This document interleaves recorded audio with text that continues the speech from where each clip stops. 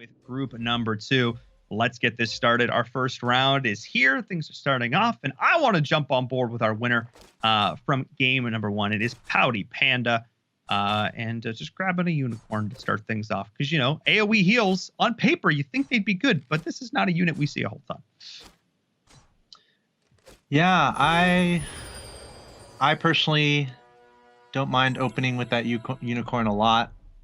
I think Druid can be easy to go for some consistency when you're playing on the ladder. If you end up being the only one going for the Druid, it ends up working out real well. But we see, just like that, a sell. So a quick sell into the goblins. There you go. You see two Heaven Bombers. You see yourself a Skybreaker. You're like, well, I can't say no to that. So it's the second carousel. Of course I'm going to take it.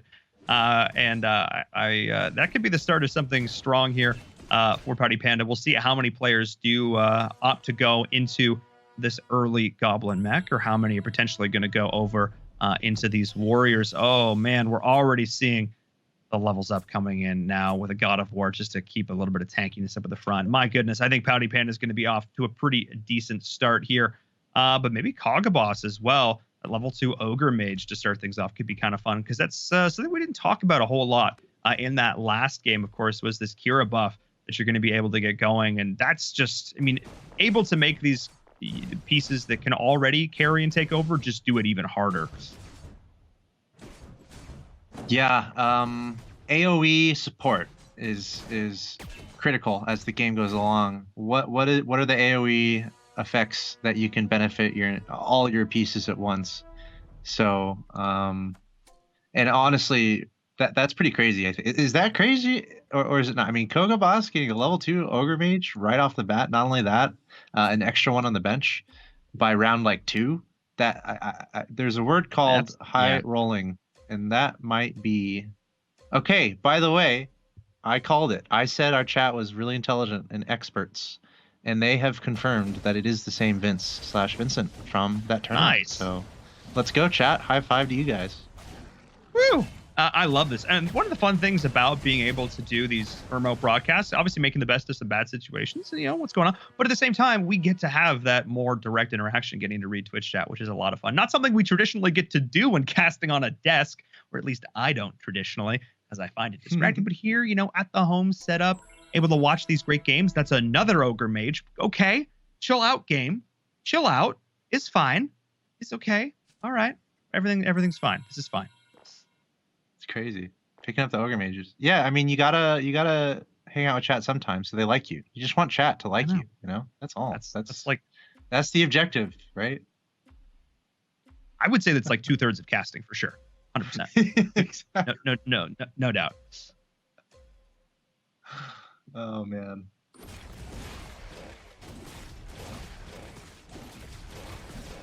Still looking at Kog'Maw, the Ogre Magi, if I may, plural of mage. Also got the level 2 Heaven Bomber rolling into action. Nice. So it seems like Kog'Maw. Wait, he just got defeated. He did. Wow, I'm a little surprised about that. Yeah, those early goblins, and we're seeing more of them coming in here as well. More Skybreakers, more Heaven Bombers. Oh my goodness. You see so many of these goblins early, and we're seeing this now in 1, 2, 3 boards with mechs coming out as well. Going to be making an appearance pretty much all over the place. So we'll definitely be keeping an eye on that. Looks like Vincent's going to open for it to start things off. Gone on a bit of a loss streak and just decided that's the way he wants to play. Already up to 10. So watch for him to build his economy as he continues in the early game. A little bit different than last time around. More, I think, trading back and forth for some of these players. And people not really wanting to commit to that full open fort strategy quite yet. Yeah, and I'm gonna go ahead and make a commentator prediction.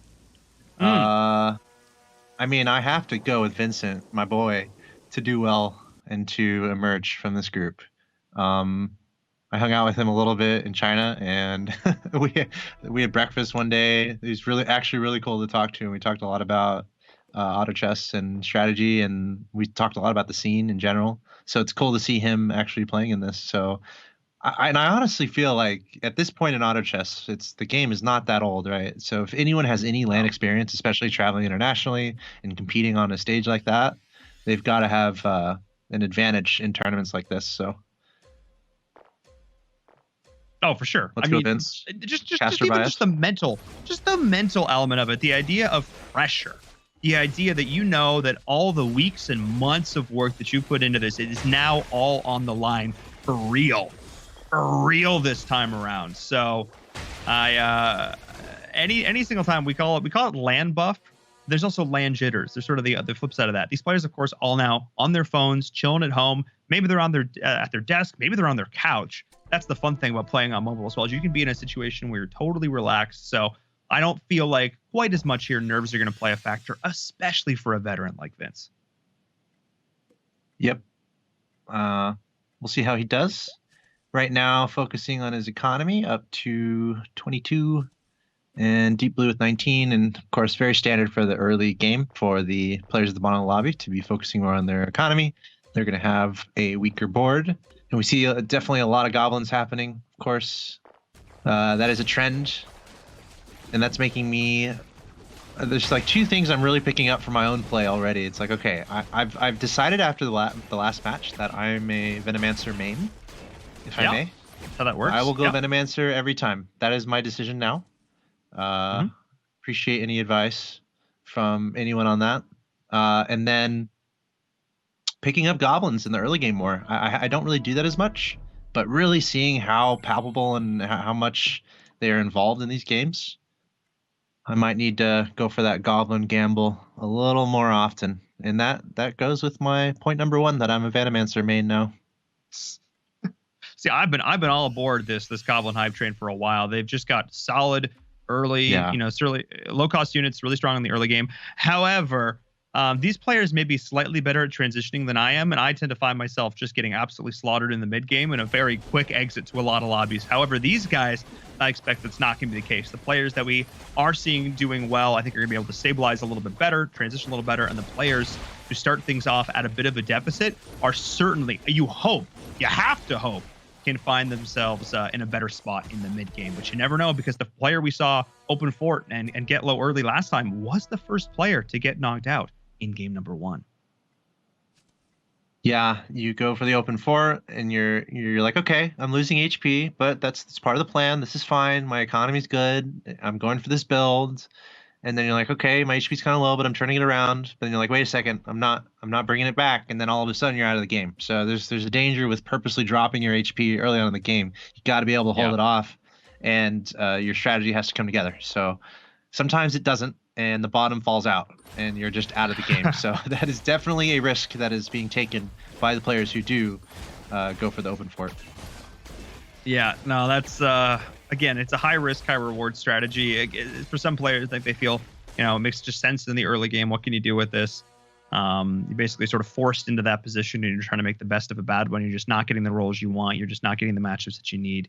Not finding the items or the pieces. So we'll see how that continues here, as we are seeing falling along board. My gut instinct would be to say this very nice, but I'm feeling it. I'm feeling it's probably very nice. I feel like that's probably how. Ooh, I feel like that's probably how you say it. I think you're onto something. I think you're onto something, Paul. I hope so, or else I'm gonna look real silly. Yeah, and looking at him, let's see. We got some assassin action going on. Goblins in play. He's got a random razor claw in there. A couple abyssal crawlers on the bench. So looks like going towards that assassin composition. And he's on a 6 streak, and he's also at 0 in the econ. He's got nothing. Wow. He's got nothing in the bank. So definitely putting a lot into the early game here. Definitely wants to keep that winning streak alive as long as possible, because that's the only thing that's good for him right now in his economy. Is the winning streak that he's on. To be fair, he did spend to go up to 7 early. He wants to keep that winning. It's not like he's spending things willy-nilly here, but it always scares me. We're around 12 now. You got players, north of 50, and you've also got players south of 10. That's you gotta make sure you're still winning. But let's jump on board with Deep Blue. He's the player I was talking about who's been able to build up quite a piggy bank here. But at some point, you need to smash the piggy bank. You need to invest in success. And we'll see if Deep Blue is going to be able to do that here. Deep Blue with the Skybreaker, Fortune Teller. He's going for, once again, he's got some strong goblins on the field. And we're at the point where he's on a 7 losing streak. And he might be feeling, okay, it's time down to 47 HP. I wonder if he's like, okay, let's keep the losing streak going. I mean, clearly he just went to 8. So, but he must be getting close to the point where he's like, I need to start turning this around because he's already below half of his total health. So it's very critical for Deep Blue to make the proper decisions here. There are arguments for keeping that losing streak going, but you just gotta time it right with what you're going for. It looks like he's picking up some assassin synergy between the Soulbreaker, Abyssal Crawler, and the Shadow Crawler. And I feel like we've seen that from a couple different other players going for that assassin with a couple strong goblins on the board, mixing in the Goddess of Light and actually throwing away the assassin bonus. So that makes me think he's still wanting to lose, I guess. Well, here's the thing too, is he's going to work into Priest, which is actually kind of cute here, down on this loss streak. He's kind of intentionally going to lose, but not take quite as much damage to maintain that loss streak here for him. So he's actually playing this really smartly. He is going to continue to lose, kind of get battered away here on the bottom, but he's not going to get, hopefully, too beaten up while doing so. He's going to survive a little bit longer. But again, like you mentioned, he's still, down below 50 HP. And we have 2 players, or had 2 players, who were at that 100% HP. It's now only Very Nice who's up here at the top. Please chat, please tell me if I'm saying that right, because it's gonna be real awkward if I've been saying it this whole time for nothing. I think you're right. I think you're onto something. And he's on a very nice winning streak right now, up to 9. 20. He's up to 20 in the bank, so not the biggest economy. But it's funny. He's doing pretty much the same thing as our player in last. Deep Blue and very nice. Pretty much do the same thing, just like with a few assassins on the board and some strong goblins. It's pretty curious. Yeah. It's working out a little better for Very Nice.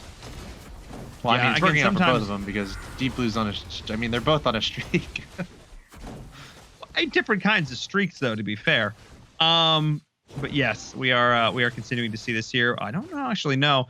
Fortunately, the way our health bars are working out, I can't always necessarily see who's who, which would be my one sort of complaint here. I want to be able to always see the health bars. Show me the health bars, fam. It's hard to cast things when I can't see who's who. I'm being fully honest, but that's okay. We'll figure it out.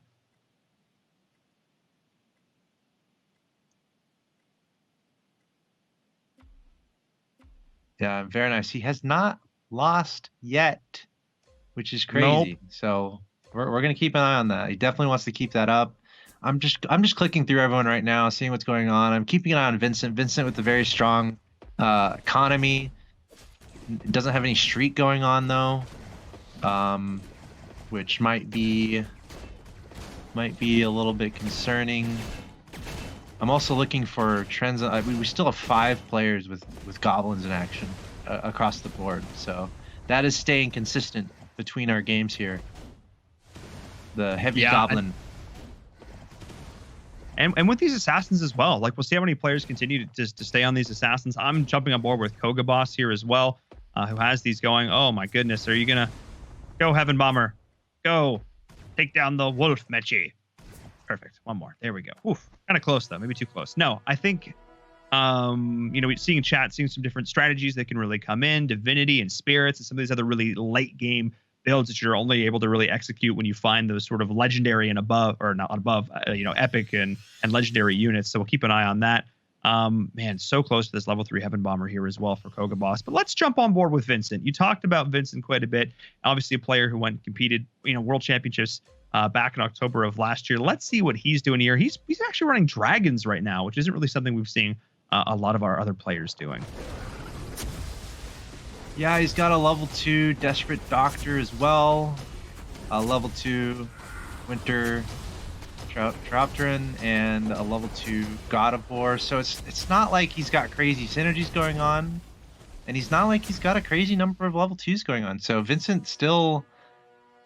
it remains to be seen really what he's going for. I mean, he's got the 2 dragons in play. He's still looking for a 3rd dragon, though, to complete that synergy. Of course, giving 100 mana to dragons when the battle starts if you have 3 of them. So he's probably still waiting for some pieces. The good news for him, though, is his economy has been in really good shape. His health is in really good shape, too. So he might just be playing the middle on purpose and really hoping to pick up the pieces that he needs. Yeah, I mean, he is going back down to that one dragon now, doing some shuffling around, playing around with Humans Divinity and stuff like that here. So we'll see where he ends up settling. I feel like Vincent's going to be one of these players to watch, like you mentioned. We'll watch him for one more round here, taking on Vivu this time around, at least on his board. Vivu, we've been kind of quiet on him. He's just sort of been middle of the pack. He's just been chilling out, maintaining a pretty good bit of HP, decent economy.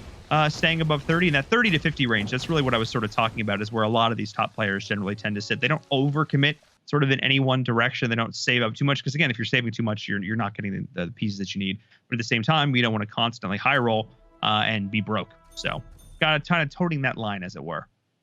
Yeah, going up again, you mentioned Vivo. He's going with the Venomancer, which we saw be extremely strong, and also the Kira bonus going on as well with that Ogre Mage. So we're seeing the Venomancer be utilized again, and Vivo is on a 6 winning streak. So definitely keep an eye on that. And I have a question for the chat. I'm gonna ask an open question. If you could pick one piece to nerf, which would it be? Ooh. And if you could pick one piece to buff, which would it be? That's my question for the chat. All right, Auto Chess. I dig it. Yeah. I dig it. I'm curious to hear what the reactions are, because I feel like while there are some sort of like, this is objectively one of the best pieces in the game right now, at the same time, a lot of personal preference, a lot of bias is going to come into that. Because obviously, like, everybody, we have our builds that we naturally tend to favor. You know, I run 9 warriors a decent amount because I think it's kind of fun, or at least 6 warriors because I think it's kind of fun, flexing into things like beast and getting that additional attack damage and stuff. But still, there are a lot of fun things that each sort of person is going to lean into, and they're not going to want their favorite build to get nerfed. So I like it. Yeah, and we've seen the Venomancer be quite strong, and balance is always a tough game in these. Balance is a tough project in these competitive games where you're balancing so many different things going on. So it's always curious. Developers definitely listen to the community as well. And that's part of the research they do, is seeing how units do when they are in competitive play. So fun questions to ask. Meanwhile, Very Nice is still on a serious winning streak, up to 13 in a row. Meanwhile, at the bottom, Kogabas is on an 8 losing streak, and he's at 11 on his econ. So he definitely doesn't want a losing streak anymore. I think that we can safely say that Kogabas does not want a losing streak right now. No, I mean, if he loses too hard, he's just gone. He could be the first player knocked out. He is spent. He is at 8, but yeah, he's on par in terms of levels. But oh man, he does not have a whole lot to work with here. He's got to get himself on a bit of a winning streak. Got to try and get his economy back in shape, but also trying to get some of these level 3s that he's looking at here. Was able to get the win. That was actually huge. Also, apparently, it is Berenice, for the record, who did just lose. No, Berenice. It says who. You know what, Paul? I believe you. All right, switch chats. I think it's very nice. Very nice. Look, all right, I just kind of want to own it at this point because it's funny and it reminds me of like the early 2000s. Anyway, I like let's it a little take a better. look. Okay, all right. Oh my goodness, level 3 Ogre Mage for Kogabas here. All right, things are going to get exciting. And that's why his econ is so low. Maybe he was rolling for that. And also, he is 1 away from a level 3 Heaven Bomber. So he's desperately trying. Actually, he has an egg. Wait. What did he just use his egg on? Maybe to get the Ogre up? Maybe. Not sure. In any case, no. This hero buff is going to be... for the Heaven Bomber, but he didn't. Okay. He used it to get a level 2 Venomancer. So he used an egg to get a level 2 Venomancer instead of a level 3 Heaven Bomber. Yeah, and that makes a lot of sense because he's going to be able to get the Cuirass and stuff on that, build this Venomancer up, which means he's still playing for the late game. He is still thinking he's going to be able to stabilize. He's going to be able to move on through. I like it. This Ogre Mage, though, again, we haven't really talked about this Kira buff a whole lot. The idea that if any friendly melee pieces die, let me just read it, because like it can get real strong. Increase max HP and attack by 25%. It can stack up to 8 times. That's 200% increase. And these are already some pretty durable units. You know what I mean? They're pretty tanky. They do a decent amount of damage, especially when you're able to equip them correctly. So this is going to be a lot of fun. I'm excited to see what Kogabas can do now that he's sort of stabilized. But Pouty Panda and crew, oh man, Pouty Panda's actually in a bit of a loss streak. I want to check in with Pouty Panda, see what's going wrong here for him. Pouty Panda on that 5 loss streak, still 41 HP, so decent amount of HP to work with. And let's see, he's got Divinity going on, Priest, Wizard, Demon. Not really big into any class or race, honestly, which might be a problem. Which might be the problem he's running into. Not really finding a pieces he needs to really scale up those synergies. So we'll keep an eye on that. And by the way, I'm getting some answers in the chat from the question I posed earlier. Which piece would you buff? Which piece would you nerf? A lot of people are saying. Someone said, "Why would you ask such an easy question?" Because everyone's calling out Venomancer, and that's kind of why I asked it. Like that's why because I'm like, does this need to? Is this too much? Because the Venomancer, so obviously, you've seen it's just so strong. And a lot of people in the chat saying Venomancer is quite strong, and that is who they would nerf. And reading through really quick some of what some of the buffs that people want to see. Someone said Rogue Knight. Ooh. But I think it's interesting to know how many people are also just mentioning the Kira synergy, period. Maybe needing to be seeing some changes, maybe just a little bit too strong, maybe toning it down to 20%, not 25, or maybe 6 stacks, not 8. Those are some ways that they could look to adjust that here. Oh my goodness, Pouty Panda's not having a whole lot of success. These divinities, not really godlike for him right now. And yes, we will restart the client for our next game, folks. Thank you. In all of our tests and stuff, we only ever did one game at a time. So that's, we can learn things every day. But you know what? We're seeing Pouty Panda. I think Koga Boss is stabilized. I think Pouty Panda's in for a bit of a rough time. But Dog Bun, we haven't checked in with Dog Bun yet. How could we not? That's probably got to be one of my favorite names in the lobby. What were we thinking? Yeah, Dog Bun. He's got the Kira Insectoid going on with the Poisonous Worm. And let's see, he's 34 HP. His econ is low. He's got to be careful. I mean, he's not far at all from the players underneath him, and arguably has a worse econ. So he's got to be super careful with what he has going on. He's got the level 2 Venomancer in there, and the Ogre Mage. So he's got the Kira buff working for him, and level 2 Doom Arbiter. And of course, he's got the Insectoids working for him too. The Lord of Sand and the Poisonous Worm. So let's see if he can work out for him here.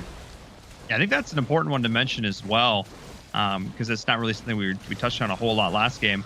But of course, just having these duplicates and having those pieces and summoning them back, that's pretty darn cool. It can make for some really interesting interactions. And I think that's something to remember here as we're going into it. Sometimes like the smallest of changes, like not only just one piece over one place to the left or right, but also just like putting in like one troop or one unit differently can make a huge difference in the outcome of some of this. But we need to jump back on board with Koga Boss. He's only 12 HP away from going out in 8th place. In 8th place in our second game of the day. He has been hoping, he's been praying to Art and Jesus. He's got to try and find this Heaven Bomber, because he wants that level 3 Heaven Bomber. He has been able to build up here, still not be able to find the Cuirass on his Venomancer. Of course, having this level 3 Ogre Mage has been doing a lot, but oh my goodness, he's so close to greatness here, Axel Toss. Yeah, he's still not finding it. Going all the way down to 1 for his econ, just really trying to do everything he can to find that Heaven Bomber. And again, he had an egg earlier, but he I believe he used it on the Venomancer. And by the way, if you click on the Venomancer you can see how stacked he's trying to make that Venomancer with all the items he has going on. So we see that coming into play for sure. Koga Boss at the bottom of our lobby, desperately trying to stay alive, going up against Dog Bun here. Should be pretty close. Looks like Koga Boss might barely prevail with that Venomancer. Let's see it's the battle of the Venomancers right now. Oh my goodness. Here we go. This Heaven Bomber. He's fighting against 2 Venomancers, which is also hilarious. This is like, screenshot this and just take it. There's a meme somewhere with all the Venomancers fighting each other. Just the Grand Herald too, who's has that burrow dash, just going back and forth, just like, let's go. We gotta go fast. My goodness. Oh, just yeah, the hard roll. The hard roll. Oh my heart goes out to Koga Boss right now.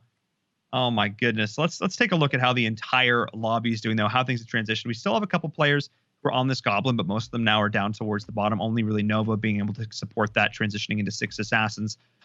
We are having this Divinity Spirit play coming in from Vincent, and that was something I saw chat talking about quite a bit. I cannot wait to see what they're able to do here, as we are going to stay on board though with Koga Boss, who is going to be bringing in the Wizards, the Warlocks as well to continue to help this out. But really, it's all about those goblins and those mechs. Yeah, Koga Boss hanging in there. It's a pretty close lobby. Round 25, no one's out yet. I think we had at least 2 players out by this point in the last game that we saw. Koga Boss hanging on at the bottom. I feel like he must be on a winning streak soon also, because he's been at 12 HP for a while. Deep Blue and Pow Panda are pretty close to each other, 23 and 22.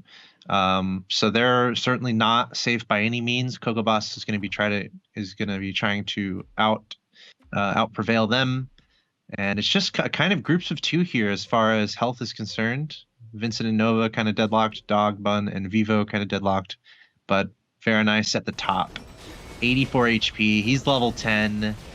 It's business as usual for him. He is coasting through this lobby right now.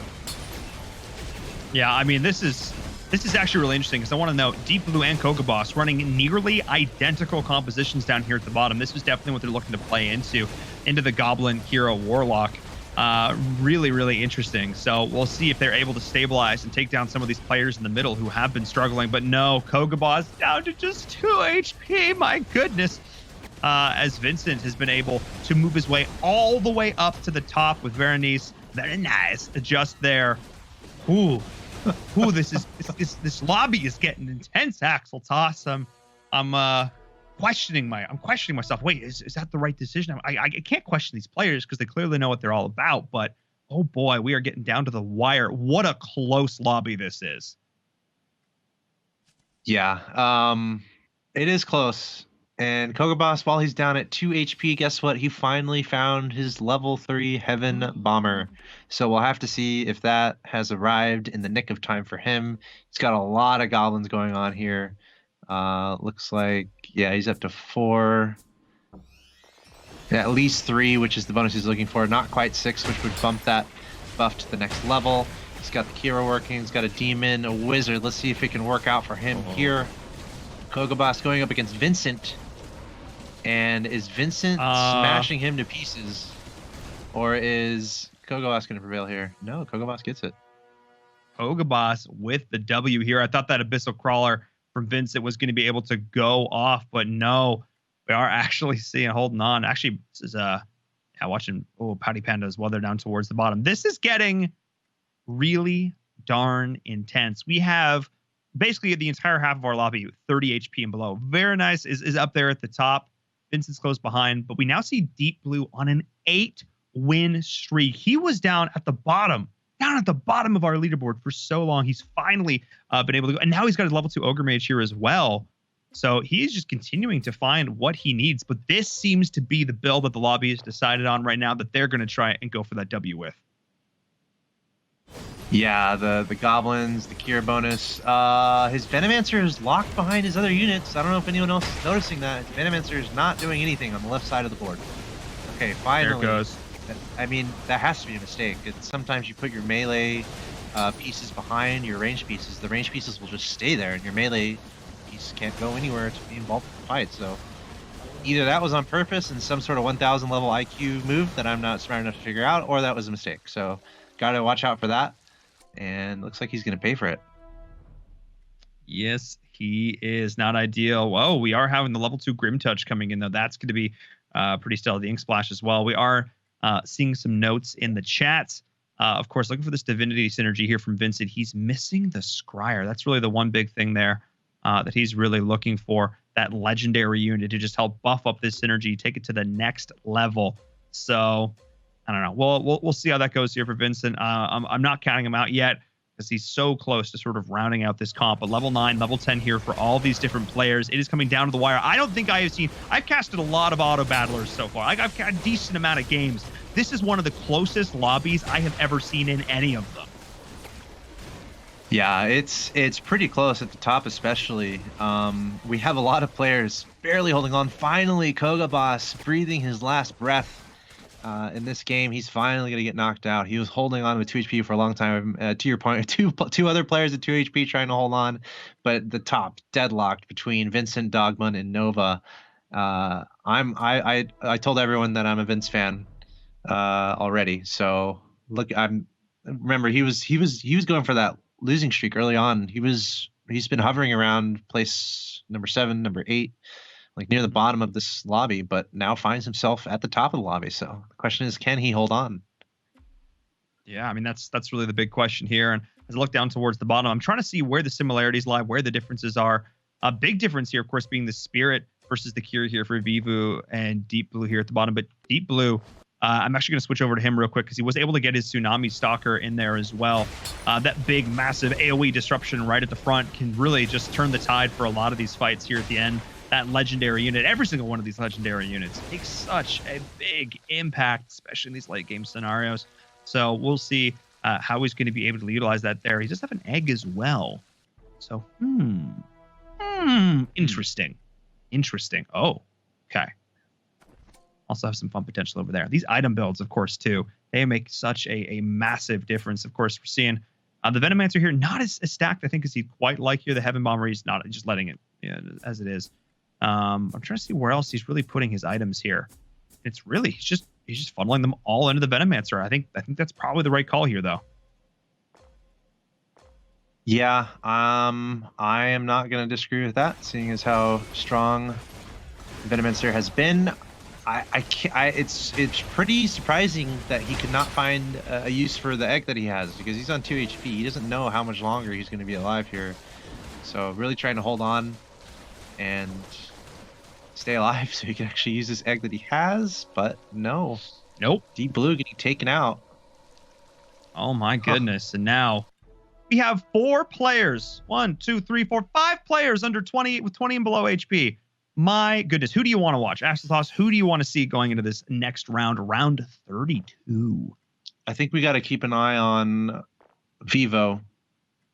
I think we got to keep an eye on the bottom of the lobby here to see who can stay alive, because we are potentially close to two or three other players getting knocked out, possible in the same round with how low these guys are getting in this lobby. So Vivo, can he prevail? He's got Spirit, Demon, Goblin, Mech synergies in play. Trying to stay alive here, going up against Very Nice. I can't say it as well as you do. Apologies. It looks like Vivo is going to stay alive. Yeah, not ideal. Not ideal. Oh my goodness. Ooh, for a Dog Bun and Deep Blue and crew. Oh, I mean, living on 2 HP is amazing. But the fact that you're now at 2 HP at all, he's been stuck there forever, though, which has been hilarious. But okay, you know what? Not bad. We've held on. We've made it work. We stabilized. How do you look at this lobby if you're Vincent? Who do you think you're like, wait a second, like, they could all knock each other out in like a round. Vincent theoretically could go from like 5 opponents to like 1 in a single turn. That could be actually kind of crazy. Yeah, I'm sure Vincent's feeling pretty good about his position right now. Also, shout out to Kogabas, who made an appearance in the chat. Kogabas he got 8th in this lobby. So he's trying to rally the troops in the chat to bring it back in future games. Good luck to him. But yeah, Vincent is he's licking his chops. He's rubbing his hands together. He's pretty happy with his position right now. 32 HP, and the other players in the lobby in dire straits. It's not like he's fighting for first right now with anyone. So Vincent in a really good position, and Vivo is just barely holding on. Very Nice getting taken out.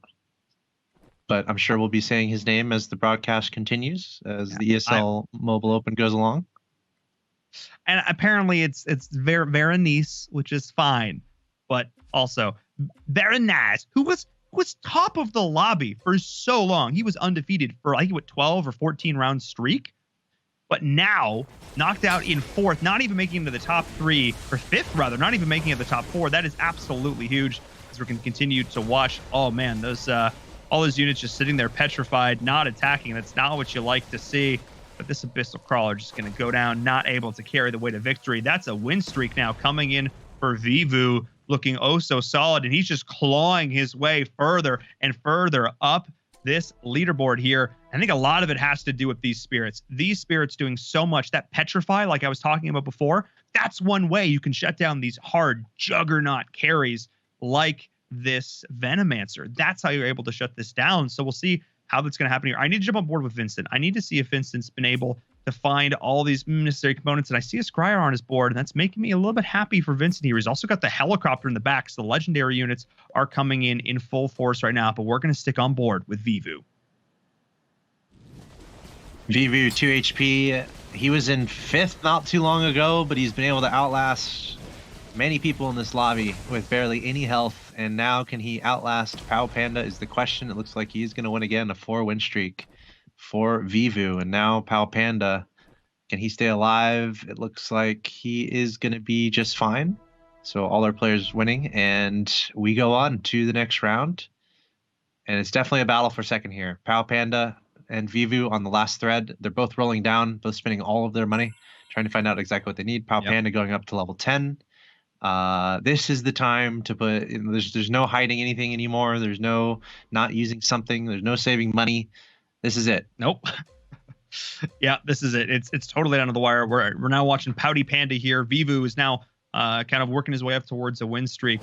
But I want to, and actually we're facing Vivu right now on Pouty Panda's board. Let's see how they can do. We have the spirits, we got the divinity going on, as well as those warlocks. They're going to have the lifesteal, they're going to have that sustainability. The question is who can overcome, who is going to have just that slightly better positioning, that slightly better damage, able to execute here. And not having health bars is making this difficult to follow, but I don't think it's working out for Pouty Panda, who was our winner in lobby number 1. And this time it is Vivu. He's on the warpath now. My goodness, wait, that's just it.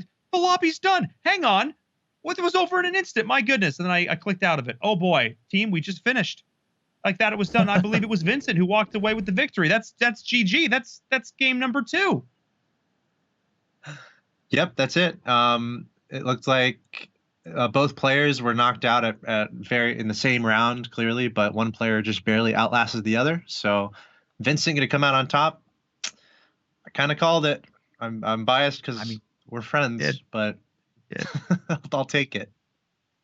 Especially too, because like you made that prediction when he was at like 15 HP below everybody else. He started open fort. He was just getting that loss streak going, but you're like, no, man, I trust. I have faith, coming in, one of these, making it all the way over to China back in October. This guy knows what he's all about. Next time I'll be careful not to click the screen there at the end. So we just go back and finish things up. Either way, so many props there to Vincent, but even that top three was really, really impressive to watch. We saw sort of the transitions. We had this opening, it's all about the goblins, it was all about the mechs, and then they sort of moved over, and then Kira kind of became sort of taken over with the Venomancer being really important, but then the spirits and the divinity came in to try and counter that. So it was really cool to see sort of the ebb and flow, the natural progression of this game. And we get to recap it a little bit here in our Xperia highlights for game number 2. Axel Toss, take us away. Yeah, let's take another look at this. And again, something that these players are certainly thinking about is they're playing each other a lot. There's a lot of games happening, so there's a lot of changes that can happen in strategy. Here's the early part of the game, Dogbun, round 11. We see a relatively heavy assassin composition, goblins on the board as well, something that we are not strangers of at all. Goblins being integrated into the game early on, and then of course the Venomancer taking a stronghold as the game gets later, round 24 for Dogbun. We see that Venomancer once again in the middle of your screen, tanking everything, doing plenty of damage. And we also see looks like we got a little heaven bomber in there. Again, very goblin heavy compositions, and also it's pretty funny looking at the bench there. One away from that heaven bomber for a long time for Dogbun. So that can happen in auto chess. Not quite finding the pieces you're looking for. Yeah, you have to balance Oh, excuse me, this is Kogobas. He's playing against Dogbun. But that's something that happens in auto chess. You're waiting for the pieces you're looking for, so you decide, okay, do I adjust? Do I sell something to try to get exactly what I need? And unfortunately for Kogobas, he wasn't able to find that Heaven Bomber in time. He got knocked out pretty early on. And finally, as we continue along here, looking at another player up against Pao Panda. Yeah, this is the final stages of the game, and this is just a moment where two players got knocked down in this